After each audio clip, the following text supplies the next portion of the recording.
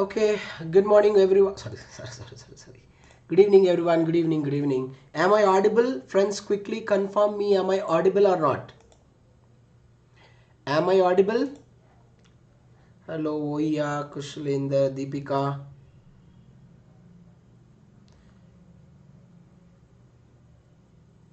Jagannathan. Just confirm me, friends. If I am audible, we will continue it.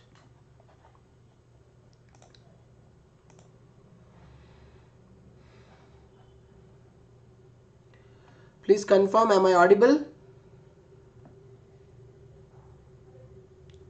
Everyone. Okay, perfect. So friends, let's not waste the time. Okay, in the yesterday class we already started it, and we have discussed for 15 to 20 minutes and it got interrupted. So without wasting time, let's start it. So friends, please listen to me carefully. I will teach continuously for the period of 20 minutes. Listen once again everyone. I will teach continuously for the period of 20 minutes. I will give the time to all of you to ask all your doubts. So during that time, you can ask all your doubts. Okay. Okay friends, now let's start it. Good evening everyone. Good evening. So let's continue. So in the yesterday class friends, we were discussing about the process of photosynthesis. All of you understand, listen to me carefully. What is a photo? I said photo, I said light. Synthesis, what we said, to make, to produce something. So photosynthesis is a process where the plant is going to produce their food, right, by using what friends, by using this particular light. Kindly don't forget it. So friends, I told you in the yesterday class, if the plant want to reduce the carbon dioxide into glucose, that is the ultimate goal of the photosynthesis.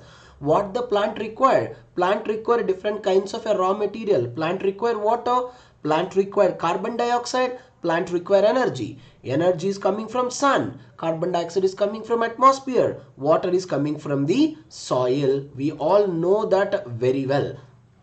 Now all of you listen, when the plant reducing the carbon into glucose as a part of photosynthesis, plant will release the oxygen as a end product.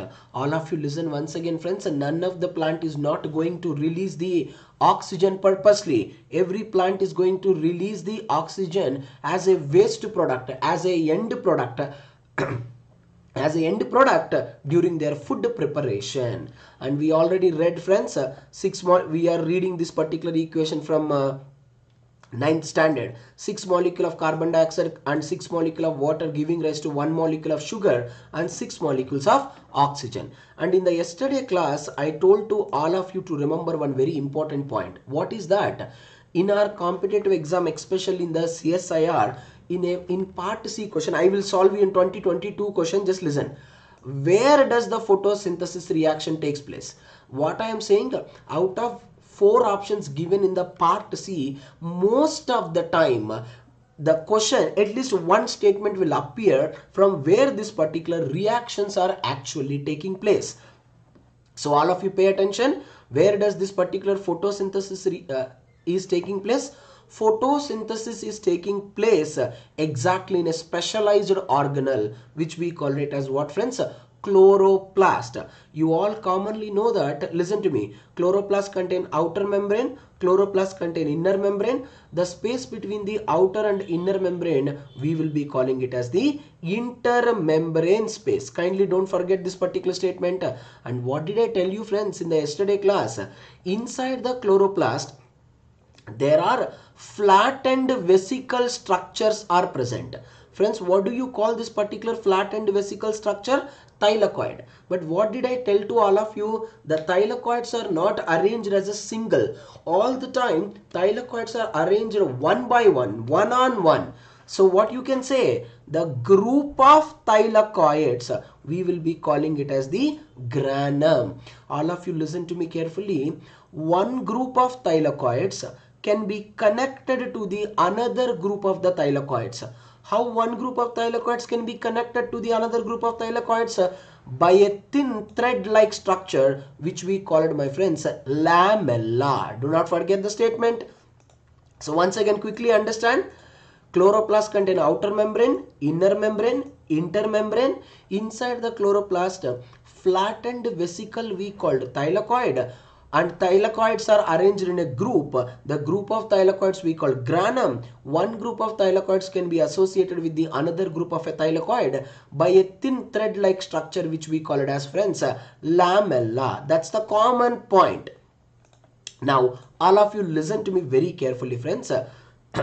Where this particular thylakoid and lamella present, they are present in a gel like structure, they are present in a cytoplasmic structure, they are present in a cytoplasmic structure or a matrix like structure. What do you call that? Stroma.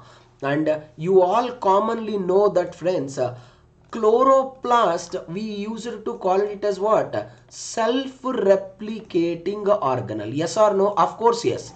We used to call the chloroplast as a self-replicating organelle because it is having their own DNA and it is having their ribosomes. So friends, they are going to synthesize the protein on their own. There is no doubt about that. Now all of you listen to me very carefully. What is the name of the protein that is coded by this particular chloroplast DNA? The name of the protein that is coded by this particular chloroplast DNA, what do you call it as? Rubisco. Friends, we read many times. Rubisco is the most abundant protein present on this planet Earth. Why? Sir, why you are calling Rubisco is the most abundant protein? The reason behind that, if you take any leaf, if you take any leaf of any plant on this planet Earth, 40% of every single leaf contain what, my friends? It contains Rubisco only. So that that's why friends, we can call Rubisco is the most abundant protein on this planet Earth. Never ever forget that particular point. Okay, and you can see, my friends, chloroplast contains small drop of lipids. Chloroplast contain large starch granule. You all know, right friends, the starch granules basically store the starch. Now friends, please pay attention. I will be explaining from basic to advanced level. By that however the question come, we can answer. So pay attention. Now we understand the structure of the chloroplast. That's fine. Now you can ask me, sir, is there any necessity to read the inner view of the chloroplast? Is it really compulsory to read this particular inner view of the chloroplast? Friends, it is mandatory. We have to read this particular inner view of the chloroplast. What is the reason? The reason behind that, listen to me. Different type of reactions of photosynthesis taking place at different places. Once again, listen. Different reactions in the photosynthesis taking at different places. That's why we have to read compulsory the inner view of the chloroplast. Every one of you pay attention. You only look into the picture. What do you call it as? Granum. Friends, please focus. This is what, friends? Thylakoid, right? Whatever I am marking right now, good evening all. Whatever I am marking right now, what do you call it this as? We will be call it this as thylakoid lamellae or thylakoid membrane. The membrane of the thylakoid, what you can also call it as, my friends? You can also call it as a lamellae. Do not forget the point at all. And friends, whatever the space that is present inside the thylakoid, once again all of you pay attention, whatever the space that is present inside the thylakoid, what do you call it, that particular space? You call that particular space as the lumen. All of you pay attention. The space present inside, we always call it as lumen. Do not forget the point at all, friends. Now all of you listen to me. The entire process of photosynthesis I am going to summarize in this particular slide. Whatever we have to read in the photosynthesis, please try to understand. Don't confuse. You know, friends, photosynthesis is really a small topic, but you know, the information is a vast amount of information. Every time when they are asking the 4-marker question in the photosynthesis, they will include all the information and they can raise the part C question.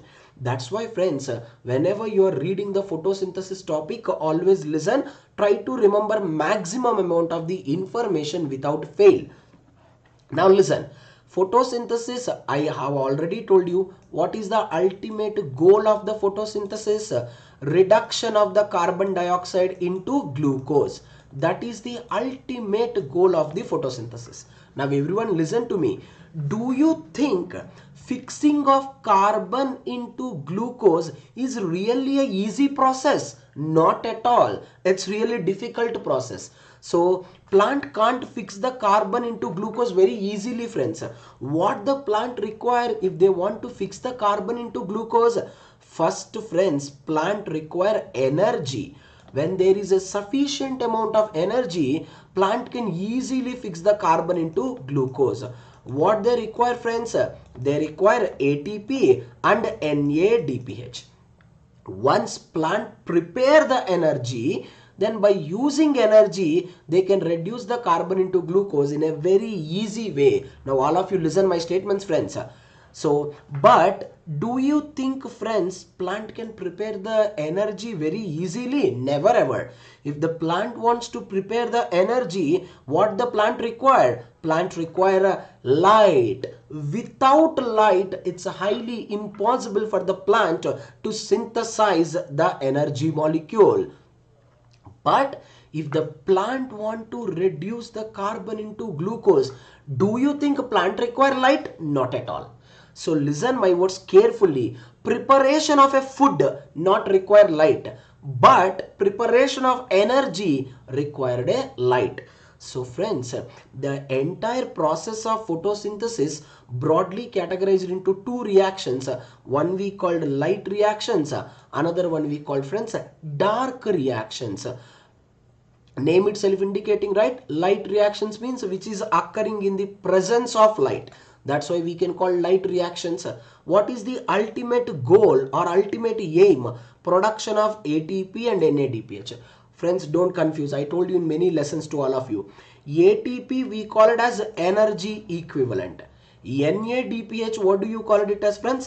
Reducing equivalent. But what is the common point? Both are involved in the energy production. Both are, I mean to say, both are energy precursors only.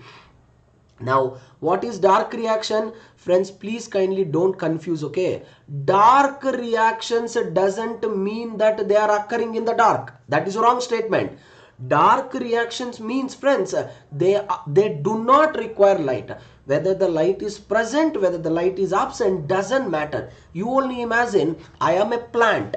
I am a plant. If I want to prepare the food, I have to prepare the food morning time also. I have to prepare the food daytime as well as the night also, right? So dark reaction doesn't mean that it is occurring in the dark. Dark reaction means it is light independent. Whether the light is present or whether the light is absent, it doesn't matter. The reduction of the carbon to glucose will occur continuously. So friends, what's the statement you have to remember? Light reactions are always occur in the day. There is no doubt about it. Whereas when the dark reactions will take place, they will take place both the day as well as the night. So my friends, what we people has to read in the process of photosynthesis for part B and part C, we have to read very briefly from starting to advanced level in the light reactions as well as in the dark reactions also. Now let's start one by one. Light reactions. Okay. Now friends, everyone just give the thumb yes or no. Everyone. So far it's clear, yes or no. Just say quickly, friends. Then we will go ahead.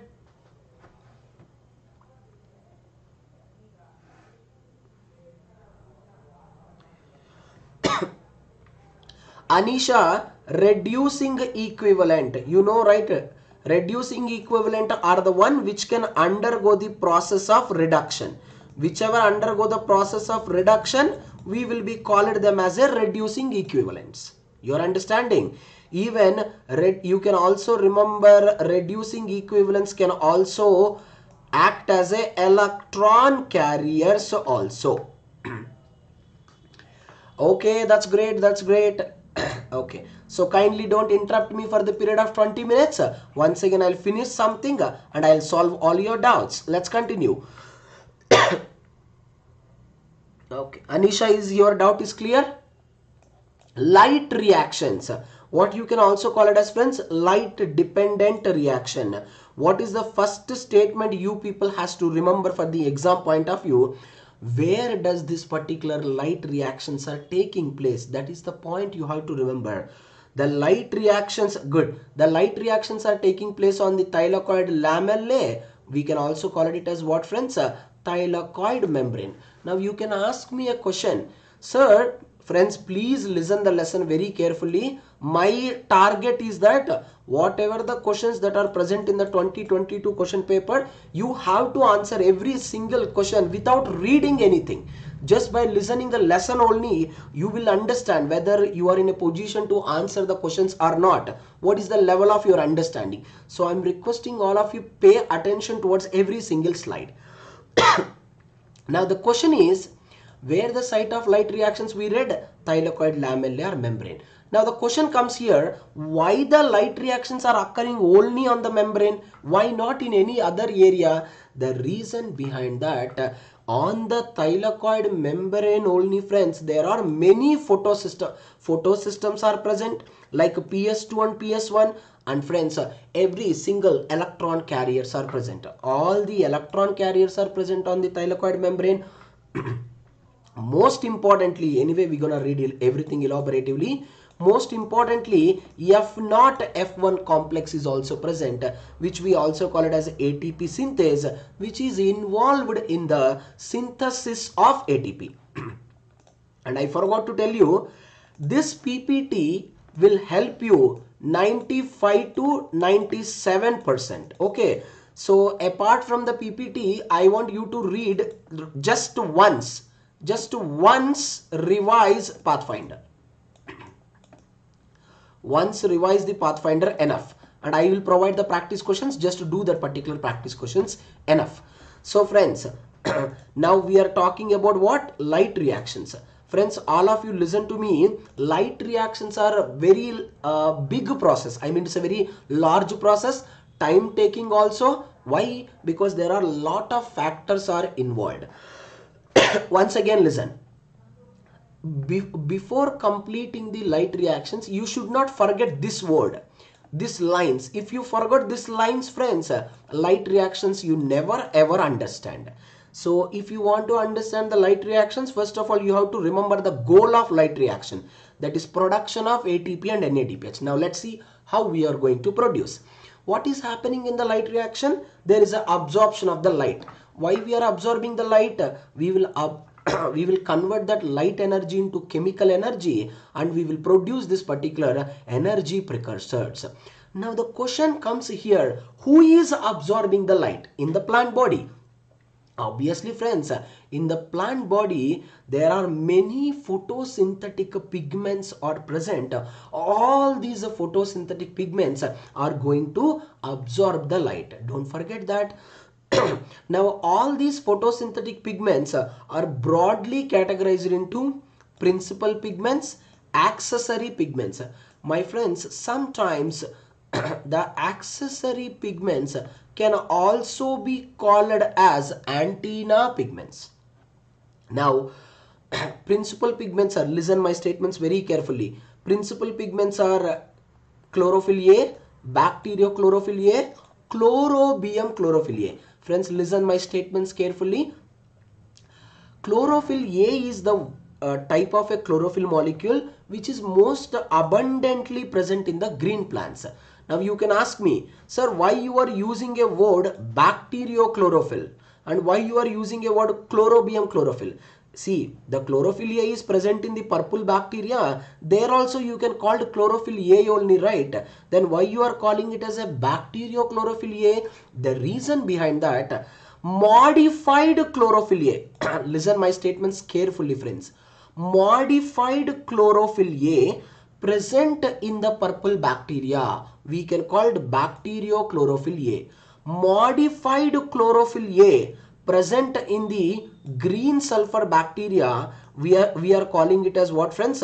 Chlorobium chlorophyll. So they are chlorophyll A only, but they got modified. What way? Don't think that they are modified functionally. No, never ever. Function of every chlorophyll pigment is what? Absorbing the light. What? There is a change in the function. They are just structurally modified. I will show you in the next slides.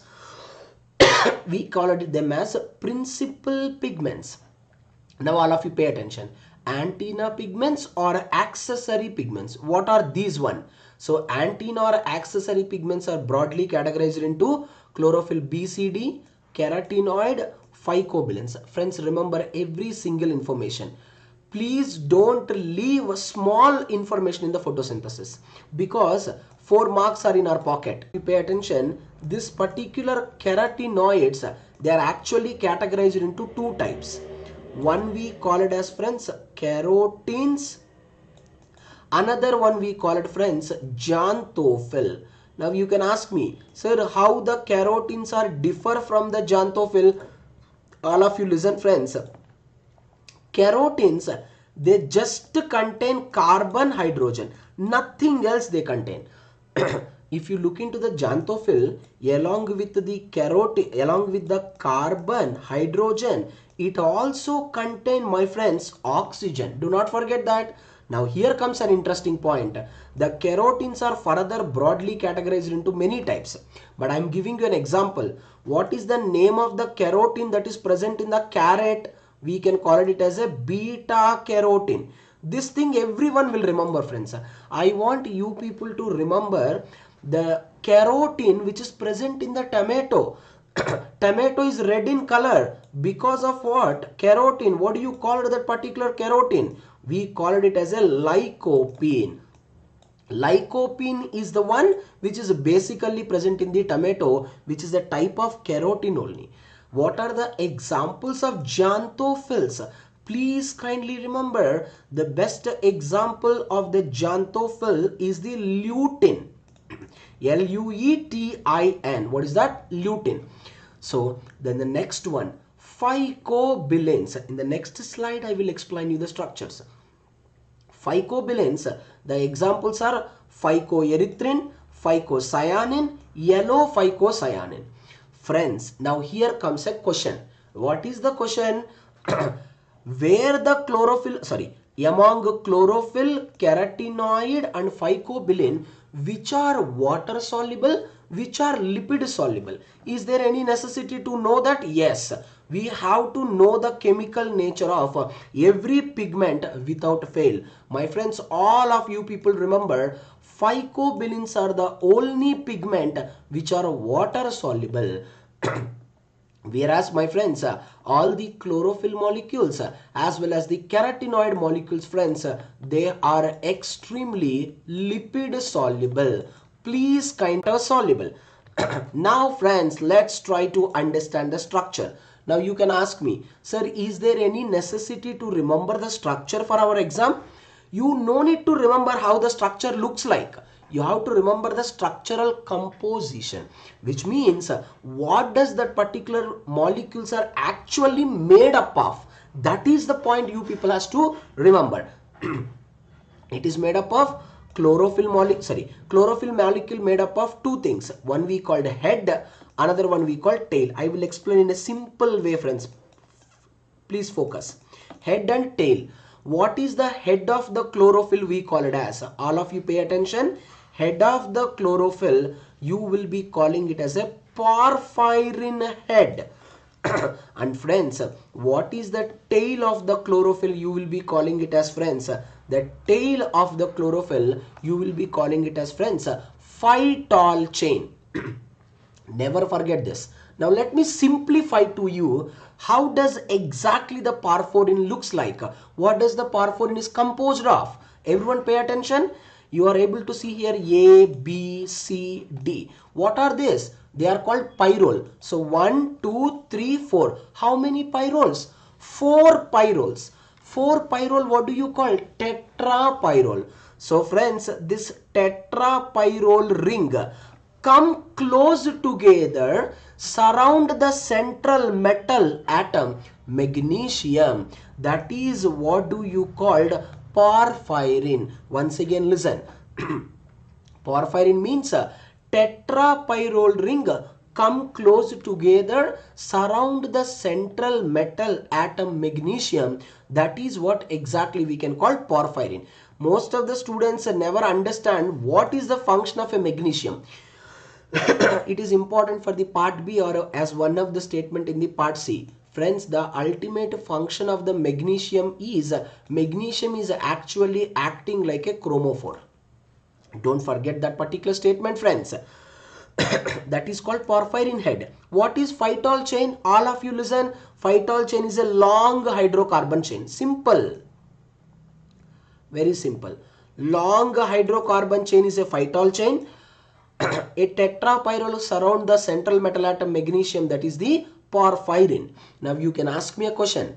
Just now we read that chlorophyll A, chlorophyll B, chlorophyll C, we read chlorophyll D, and we read bacteriochlorophyll A. Now what is the common point?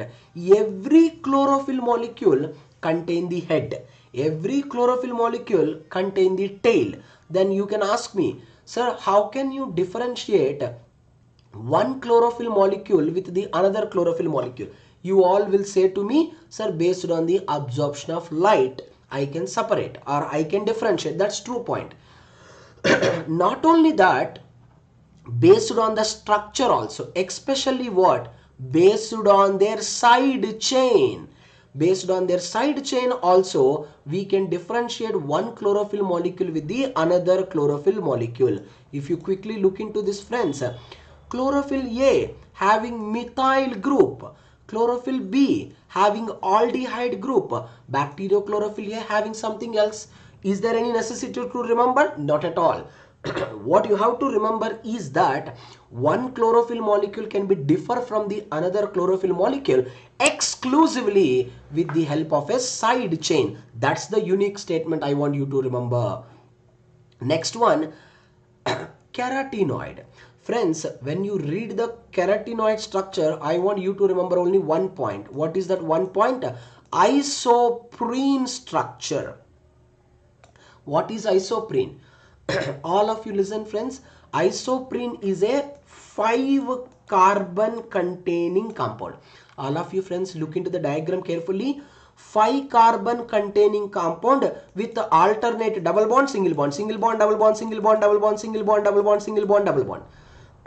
So 5-carbon containing compound with alternate single bond and double bond, that is what exactly, my friends, we will be calling it as the carotenoids. Very simple. Generally you remember isoprene. Now next one, bilin pigments. See friends, bilin pigments is also a tetrapyrrole only. Friends, just now where we read the tetrapyrrole, just now we read the tetrapyrrole in the chlorophyll. See here what I said to you, tetrapyrrole is coming close together and surround the central metal atom. But I want all of you remember, in case of a bilin pigments, it is the linear tetrapyrrole, completely linear. So I can define the structures in a simple way. Linear tetrapyrrole is the bilin pigment. Carotenoids are the isoprene structure. Chlorophylls are porphyrin head and phytol chain. These are all the simple structures of this particular pigments. My friends, now what we understand is the structure. Now if you ask me a question, now I will ask you a question. What is the question? What is the function of all the pigments? You can say that all the pigments are involved in the absorption of light. You will give me that answer. That is common. Every pigment is involved in the absorption of light only. Now my question is, if every pigment, that is the chlorophyll, carotenoid, bilin pigments, all three pigments are involved in the absorption of light.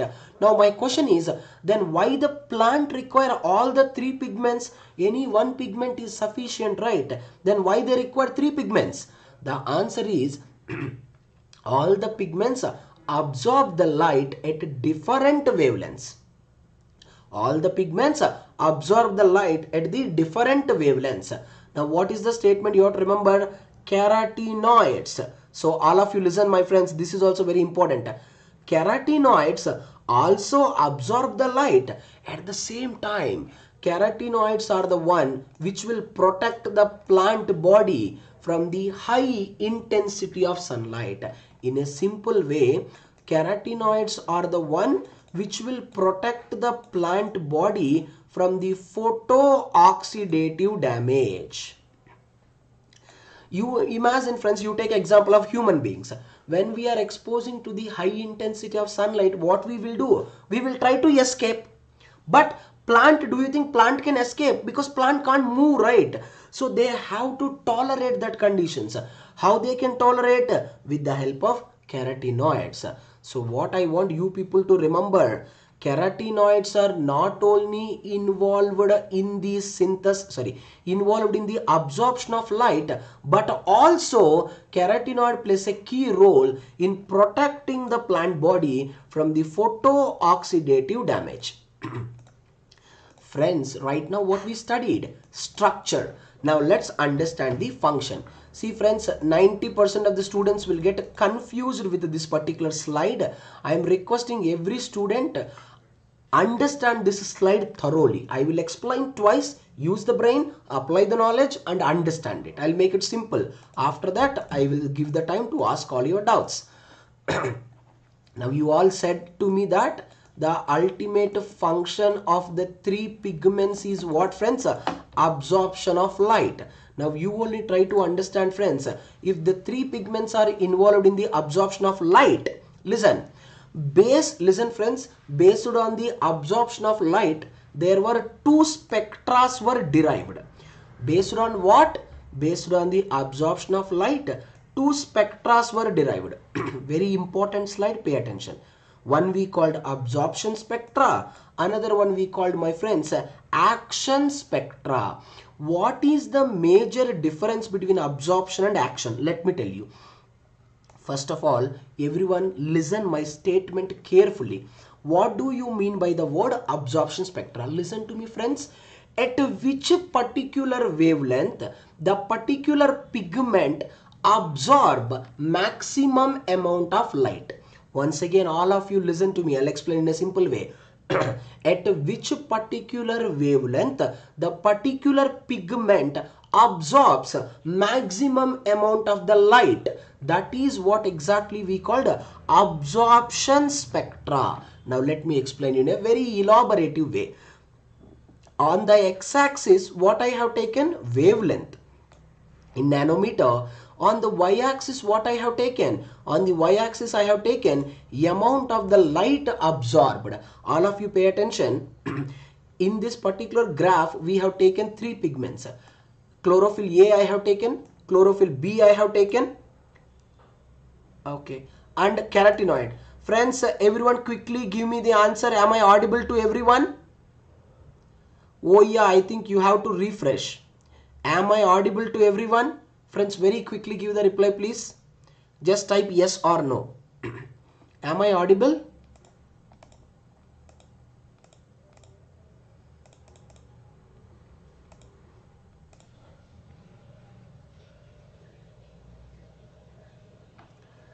Yes, yes, yes. Am I audible? Okay, perfect. Okay. Oh yeah, please refresh. Okay. Now friends, please continue. As we are taking in the graph, chlorophyll A I have taken, chlorophyll B I have taken, and my friends, I have taken carotenoids. Please focus. This is really important one, friends, focus. If you look into the chlorophyll A, chlorophyll A absorb, see here, the peak, the graph of chlorophyll A is till here. The peak of chlorophyll A is till here. Now you only try to understand, friends.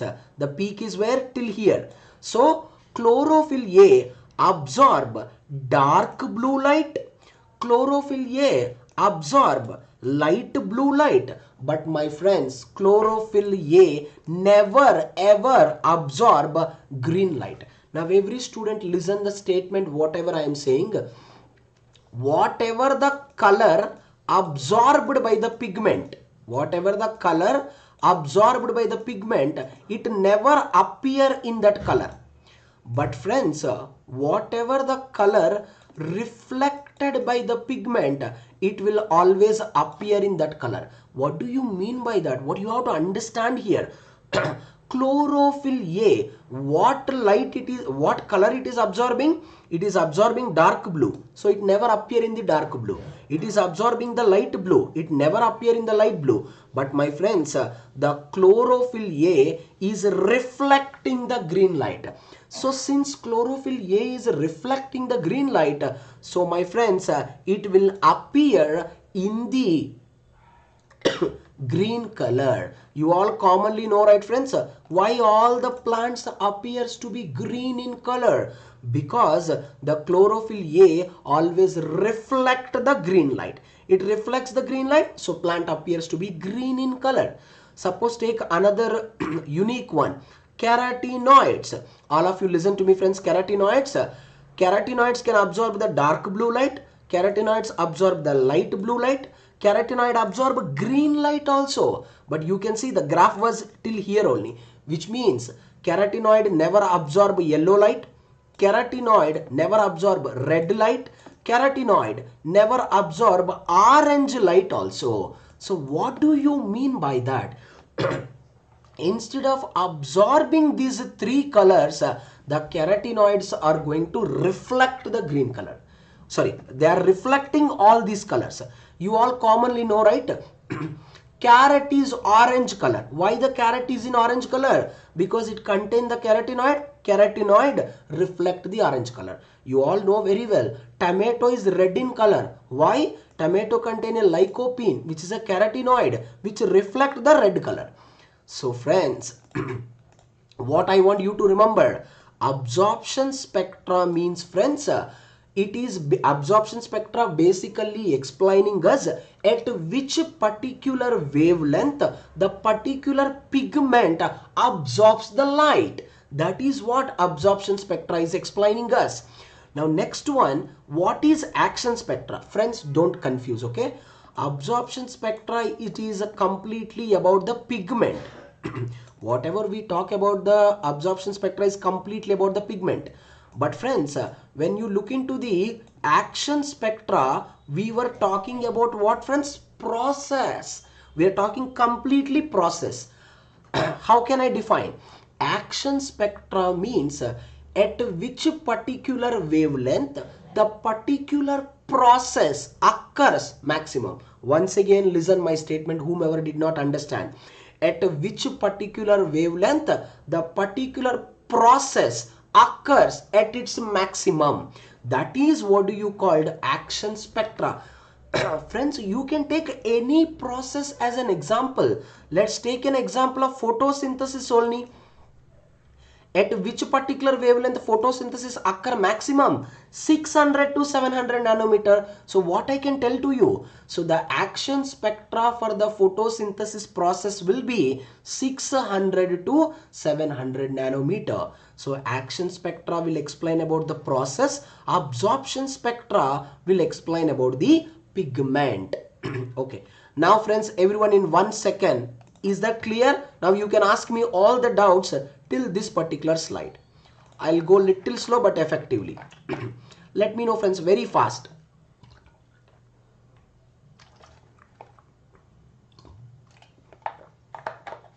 If everyone is fine, we'll go ahead.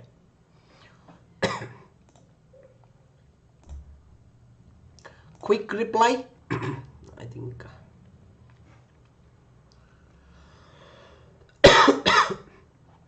Okay. I hope it's clear to all of you friends. Now listen. Friends, still we are in the light reactions only. So please kindly don't confuse. Still we are in the light reactions only. It's a very big process. Still we are in the light reactions. Right now we understand. Okay.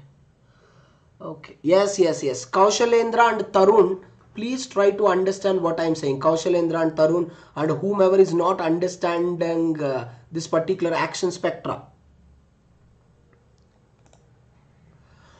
That's good. Vishal, first look into your questions. Look into your question. Vishal, you have asked sir 4 to 500 also the peak is high. That is absolutely true, Vishal. But at this particular point, which point at 400 to 500, the pigments never absorb the maximum amount of light. I mean to say, photosystems are not working effectively at this wavelength. 400 to 500 nanometer, photosystems are not working effectively. And listen my friends, all of you, now Tarun and others, whomever got the doubt about action spectra. Action spectra, it is explaining us about process. All of you listen. It is acting as, sorry, action spectra is explaining about the process. Let's take an example of a photosynthesis. You all know very well, in the photosynthesis, two photosystems are involved, photosystem 1 and photosystem 2. There is no doubt about it. Now friends, photosystem 1 and 2 function is what? Their function is what? Absorbing the light. Correct na? Once they absorb the light, they will convert the light energy into chemical energy. Now the question is here friends, where does this particular photosystem 1 and photosystem 2 absorbing the light? Where exactly it absorbing? It can't absorb at 400, 450, 500, 550. No, they are not effective over there. If they want to do the photosynthetic process efficiently, they will absorb the maximum light at 600 to 700 and they work very effectively. So the point at which all the photosystems are working effectively in the process of photosynthesis, we will be calling it as a action spectrum. Is that clear now? Pratishtha, here all of you, Pratishtha, your doubt is valid. You are asking why the magnesium acting as a chromophore. So dear, what is a chromo? Chromo, color. Pore, which can absorb. See, I told you, right? Magnesium is only responsible for absorption. Okay, it is responsible for color. It will just absorb the light, that's all. That's why we are calling it as a chromophore. It plays a key role in the absorption since it is having a chromogenic property. It is having chromogenic property, that's why it means absorption of a color. That's why we call it as. I hope everyone understand my friends clearly. I think everyone doubt is cleared, including Pratishtha. You can ask me, friends. Okay, now friends, all of you listen to me carefully. Now we are very good. Now still I told you now, still we are in the light reaction. It's a very big process. Now Deepika, your doubt will be cleared. Now you see here. What is the goal of light reaction? I told to all of you friends, don't forget the goal of light reaction. That is the ATP and NADPS. Don't forget this. Now, what are light harvesting complexes? What is their function? All of you listen, look into the diagram. This is the thylakoid membrane. On the thylakoid membrane, what I am drawing, whatever I am drawing are the photosystems. Now, inside the photosystems, what are present? Inside the photosystem, LHCs are present. What are present inside the photosystem? LHCs are present. And what does this particular LHCs are made up of? The LHCs are made up of core pigment and antenna pigment. The antenna pigments we can also call it as accessory pigments. Now listen. You have to remember LHC contain these two. Friends, from here, next 6 slides are very important in the light reaction. If you don't understand the next 6 slides, you can't understand the light reaction. So pay attention, try to know the depth. Light harvesting complexes made up of core pigment and antenna pigments. You have to remember for the 4-marker question.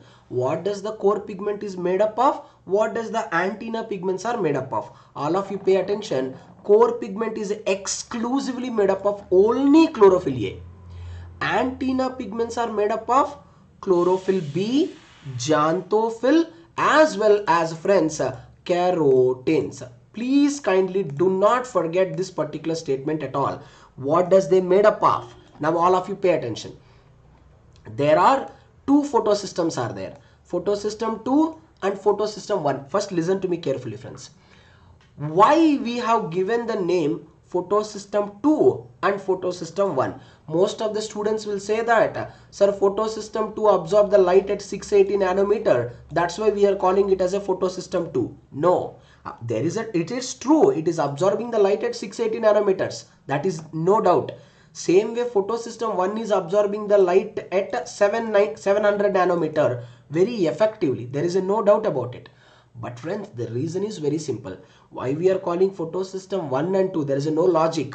First discovered is the photosystem 1 and second discovered is the photosystem 2. That's all. There is no difference at all. Very simple reason. Now, if you want to understand the light reaction, this is the most important slide every fellow has to understand. If you understand this slide, half of the concept will be crystal clear to all of you. I'll explain twice. Listen to me peacefully. These are all, what do you call here? The green color, light green color. You can call the antenna pigments. What I said to all of you, antenna pigments are made up of chlorophyll B, xanthophyll, carotene.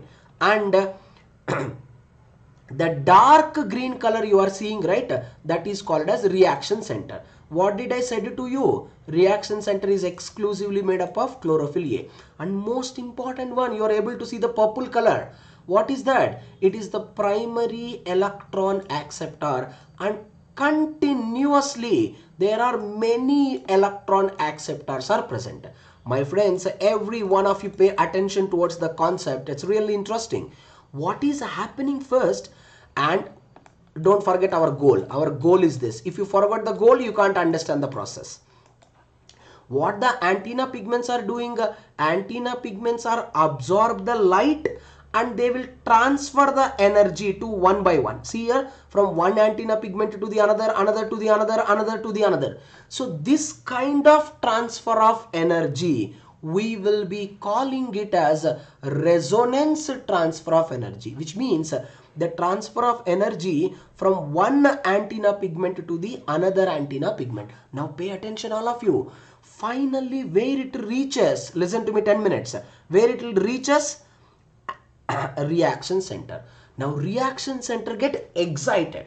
Once the reaction center get excited, what the reaction center will do? Reaction center immediately release the excited electron. Now who is going to accept the electron? This electron is accepted by electron acceptor. So first electron acceptor, second electron acceptor, third electron acceptor, fourth electron acceptor. Whenever electron is moving from one electron acceptor to the another electron acceptor, it lost certain energy. It lost certain energy. That energy we will use to produce ATP. Now I will make you more clear, friends. Pay attention. Use the brain, understand, apply the knowledge. These are all antenna pigments. Antenna pigment absorb the light. They transfer the energy to the reaction center. Now the reaction center get excited, release the excited electron. The excited electron can be accepted by several electron acceptor molecules. When the electron is moving from one electron acceptor to the another, there will be a loss of energy. That energy only we used to produce majorly ATP. Now let me explain you how. Now finally we are going to fulfill our goal of light reactions. What is the goal of light reactions? Production of ATP and NADPH. Now first let's look into the ATP production first. What do you call the word phosphorylation? How can I define the word phosphorylation? Production of joining of ADP with PI giving rise to the ATP. That is what I can call ATP production. Now all of you listen. Do you think joining of ADP with PI is that much easy process? If I want to join the ADP with PI, what I required? I require energy. This is the interesting point. From where we are getting the energy? As I told to all of you, now when the electron is moving from one electron acceptor to another electron acceptor, I told you there will be a releasing of energy. That energy only we will use to join the ADP with PI, which leads to the ATP. Okay, Jayashree, have patience, dear. Let me explain you. You will get an idea. You will get an idea. Okay. So the phosphorylation is of two types, and from where, see, to join the ADP with the PI, what we require? We require energy. The energy is coming from where? From the light. That's why we can called photophosphorylation. The photophosphorylation is of two types: cyclic photophosphorylation, non-cyclic photophosphorylation. So what are the differences? I want you to, anyway I have written all the differences, but I want you to remember major fundamental differences. The fundamental difference is, in case of a cyclic phosphorylation, only ATP will be produced. First point. Second point, cyclic photophosphorylation never ever takes place in the plants. Third point, cyclic photophosphorylation exclusively takes place in the bacteria. Fourth point, in the cyclic photophosphorylation, only one photosystem is involved. We don't know whether it may be photosystem 1 also, photosystem 2 also. Please don't confuse. I am saying one photosystem. I never said photosystem 1. Anything may present. Photosystem 1 also present. Photosystem 2 also present. Now, non-cyclic photophosphorylation. Here, what is the point you have to remember? Here, there is a production of ATP also. Fundamental differences. Production of the NADPH also. It never ever takes place in the bacteria. And third point, it always contains, it requires photosystem 1 also and photosystem 2 also. Never forget this statement, friends. Now let's talk about the cyclic photophosphorylation. Now Jayashree, look into the diagram carefully. Your doubt will be cleared, dear. Now, cyclic photophosphorylation.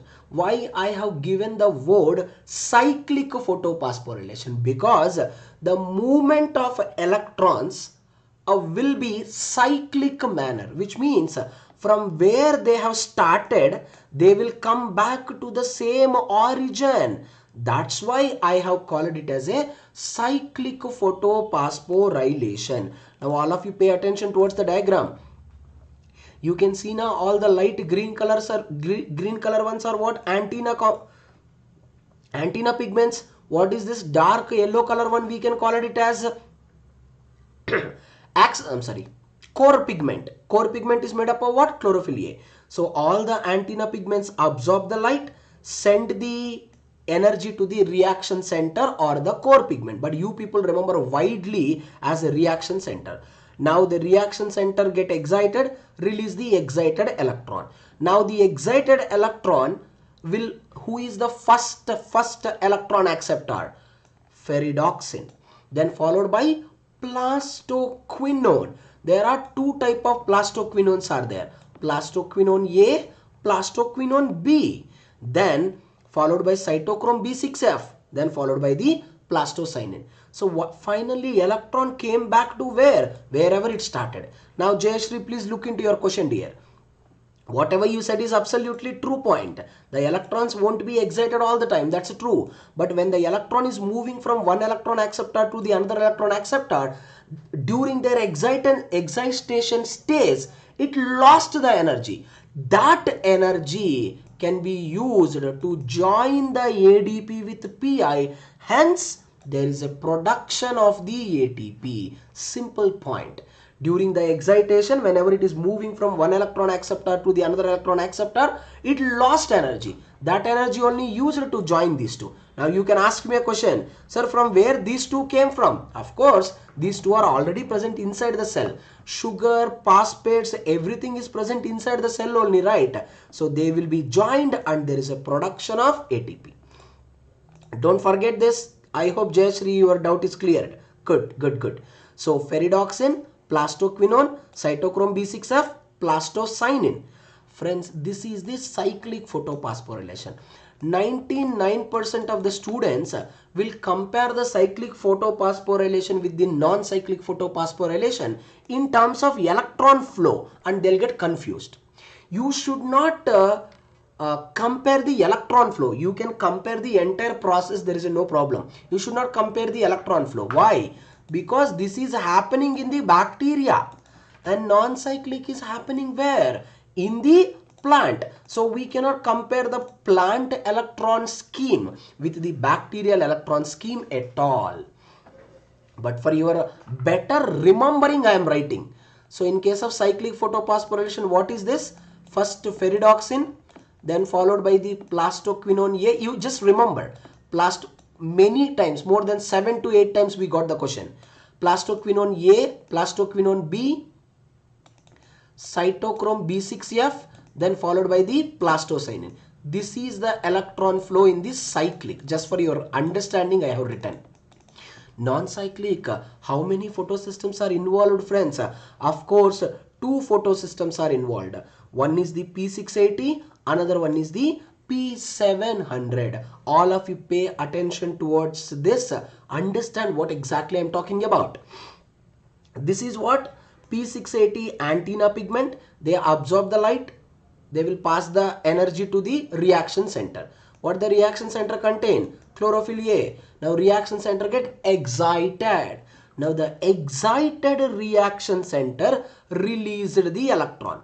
Now in case of a cyclic photophosphorylation, who is the first electron acceptor? Ferredoxin. Ferredoxin. Then Shahani, just wait here, I will explain. So who is the electron acceptor here? Ferredoxin in the cyclic. In the non-cyclic, the first electron acceptor is pheophytin. After pheophytin, here what? Quinone A, quinone B. Here also quinone A, quinone B. Here cytochrome B6F. Here also cytochrome B6F. Then followed by, friends, plastocyanin. So don't confuse. For your understanding, I have written, but you should not compare. This is the cyclic in the bacteria. This is the non-cyclic in the plant. Pheophytin, quinone A, quinone B, cytochrome B6F complex, plastocyanin, then, friends, followed by the P700. Very simple point it is. Now all of you understand. But in case of a non-cyclic, how many photosystems are there? Two. Photosystem 2 and photosystem 1. You all look into the picture. When the electrons are flowing from the photosystem 2 to the photosystem 1, you only look into this, how the electron scheme look like. The electron flow look like sleeping jet. The electron flow look like what, friends? Sleeping jet. That's why we will call it as a jet scheme. We can also call it as a zigzag scheme. What you can call? Jet scheme or the zigzag scheme. Friends, please listen to me carefully now. From the plastocyanin, what is happening? The electron finally comes to P700. Once again, from the P700, it reaches to the reaction center. From the reaction center, who is the first electron acceptor? A0. Then followed by A1. A0, you no need to remember, but I am telling for your understanding. A0 we can call modified chlorophyll A. Modified chlorophyll A only we can call A0. What is A1? A1 we can call phylloquinone. You people no need to remember. I am just telling you for your understanding. Followed by iron sulfur X. There is a series of iron sulfur proteins are there. Iron sulfur X, iron sulfur A, iron sulfur B, FD, FNR. Then followed by NADP plus, then NADPH. This is the scheme of electron flow. 100% you have to remember for the exam. I will summarize it. Later we will read briefly one by one. First, P6, from the P680 electrons accepted by pheophytin, plastoquinone A, quinone B, cytochrome B6F, plastocyanin, P700. From the P700 electron reaches to the reaction center. From the reaction center A0, A1, series of iron sulfur proteins are there. FESX, FESA, FB, FD, ferredoxin. FNR, FNR means ferredoxin NADP reductase. What is that? Ferredoxin NADP reductase. Then followed by NADP plus and followed by the NADPH formation. Now, friends, don't confuse. In case of a cyclic photophosphorylation, we produce only ATP. But in the non-cyclic photophosphorylation, so far we produced NADPH. You should not think that we can't produce the ATP. In this slide, I did not kept. To explain you briefly, I kept you in the next slide. But you have to remember, in the non-cyclic photophosphorylation, we can produce ATP also. We can produce NADPH also. So before discussing that, let's quickly solve some questions here. Simple questions. Okay. Every one of you friends answer the question number 73, which is a part B.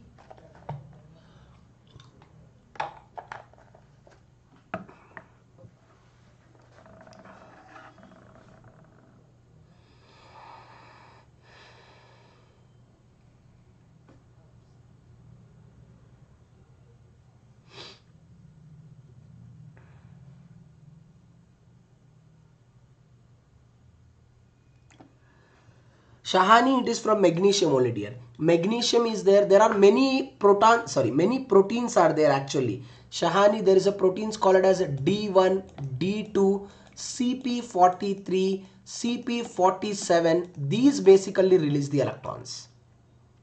Okay. In the upcoming slides, you will understand, dear. Okay, everyone, please kindly answer the 73 question, friends.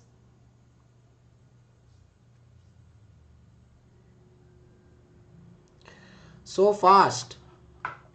Okay, you can very directly answer this, right? P680, plastoquinone, cytochrome B6F, obviously plastocyanin.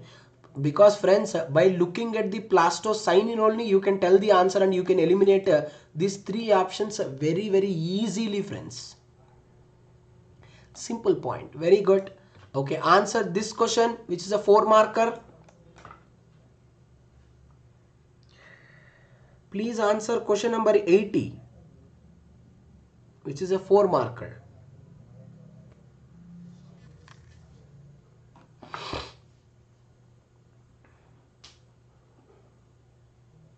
Think and answer, friends. Think and answer, please. Think and answer.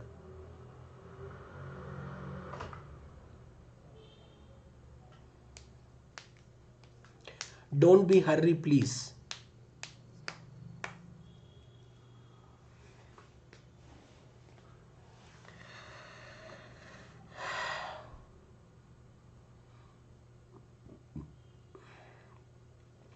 Jayashri, very fast.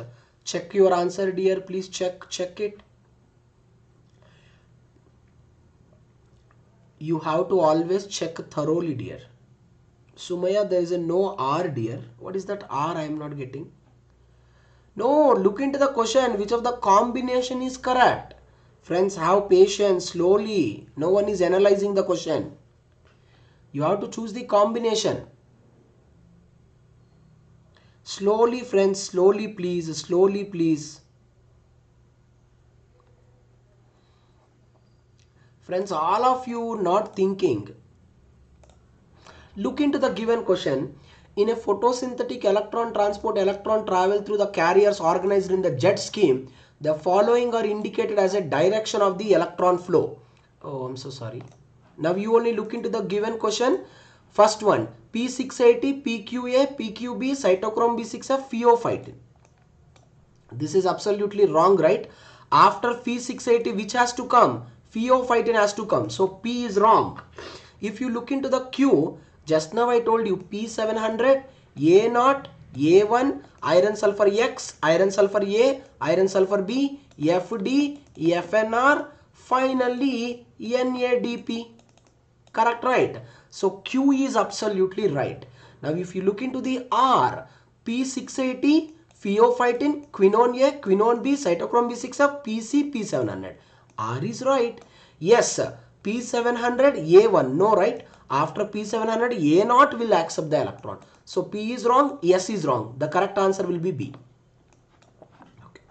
Friends, everyone tell me, is that clear for every student till this slide? Every one of you, please give me the answer. Is that clear for everyone till this slide? Let me know. Let me know.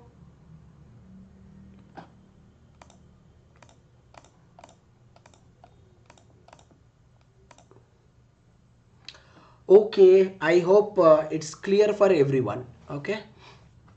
Now friends, that's all for today. So I just want to ask one thing.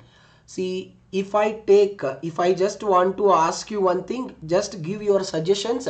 Based on your request, I will do. My question is, if I take 2 hours in a day, if I take 2 hours in a day, less than 90 to 100 days, less than 90 to 100 days, I can easily finish the 11 chapters minimum. If I take every day 2 hours, if I take. So if you all agree that you will all attend till the end every day 2 hours. See, my time is also very important and very precious for me. So if most of the people are not attending the classes, I don't spend that much time. So if you all agree and if you are really serious about the exam, I am ready to help you by taking the 2 hours of class every single day from the coming Thursday. Okay, and this timing to confirmed, that is the 8:30 to 9:30 time is confirmed. There is no change in the timing. I am requesting all of you, since if you wake up early in the morning, you can read also, you can revise also. So it's my responsibility. I will wake you up in the 6 a.m. Okay, I mean to say we will keep the class at the 6 a.m. to 7 a.m. If we keep 6 a.m. to 7 a.m. friends, we can easily 1 hour in the morning you can read and night also you can read. So very surely I can finish it. Okay, so if you all are ready to wake up at 6 a.m. So in the telegram, I will give the message by 5 a.m. itself, a kind of a reminder. Then we can start the classes from 6 a.m. Are you ready for the 6 a.m.? Perfect. Okay, just give the thumbs. Oh, great, great, great. Okay then. So from the Thursday onwards, I will start at the 6 a.m. Don't worry. Don't worry friends, your success is my utmost responsibility. Okay. So I want you people to only work very hard. Work hard in such a way that we have to crack the exam just like that, and we have to get more amount of the knowledge. Okay.